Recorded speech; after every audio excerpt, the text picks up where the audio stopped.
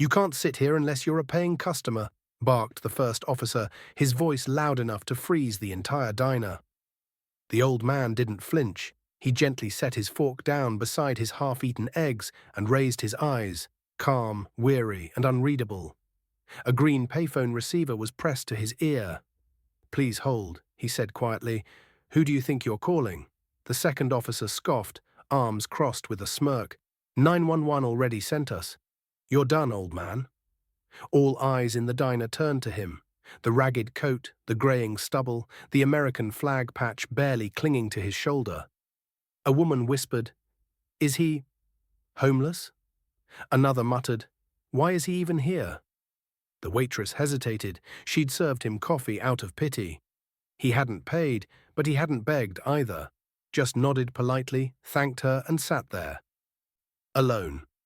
But now he was being cornered like a criminal. One officer reached for the phone. "Time's up." The old man shifted in his seat, voice still calm.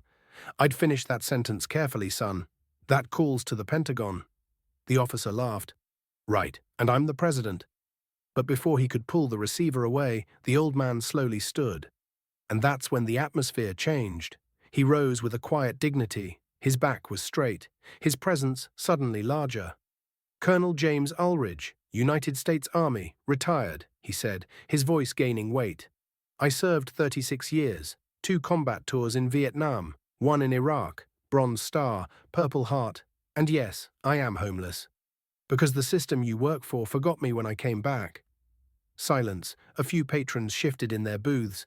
The officers faltered. One of them narrowed his eyes. "That doesn't give you a right to loiter in a private establishment." The colonel exhaled, then nodded. "You're right. I don't have the right to sit here without paying, but I have the right to be treated like a human being." He turned to the phone and spoke firmly. "Yes, General, I'm here." "Go ahead." The officer blinked. "Wait, what?" Across the diner, the waitress suddenly stepped forward. "I paid for his meal," she said sharply. "You got a problem with that?" The older woman beside her stood too. "Me too. He deserves better than this." A man in a suit near the door spoke up. "I'm a journalist. You want to arrest someone, do it on camera. But I promise this won't end well for your department." The lead officer's face drained of color. Back on the phone, the colonel nodded. "Understood. Yes, sir. I'll stay put." He hung up gently. "You'll be getting a call in about 30 seconds, he said to the stunned officers, "from someone who outranks your entire department." Right on cue, the walkie-talkie on the officer's vest crackled to life. "Unit 34, stand down immediately. Subject is confirmed. Orders from state headquarters." "I repeat, stand down." The entire diner gasped. The colonel slowly sat back down, picked up his fork, and returned to his meal. The officers awkwardly backed away, stammering something about a misunderstanding. But before they left, he looked up and said quietly, "Next time you see someone like me, ask why they're on the street. Don't assume, don't threaten. Just ask."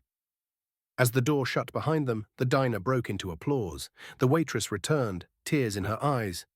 "Why didn't you tell me who you were?" He gave her a tired smile. "I didn't need a title to be worthy of kindness." Behind that calm face, his story was buried deep. He'd once led men through jungles and deserts, lost friends in explosions, wrote final letters to mothers, came home with shrapnel in his shoulder and nightmares in his head. He tried to live normally, but the world had moved on. The job market didn't know what to do with a soldier. His marriage collapsed.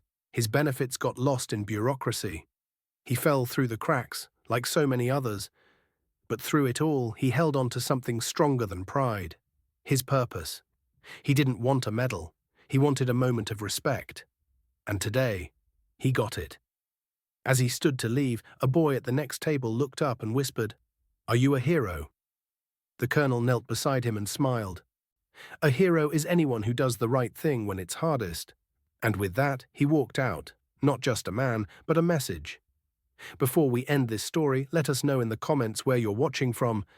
We'd love to hear. If this story touched you, don't forget to like the video, subscribe to the channel, and let us know how you feel in the comment.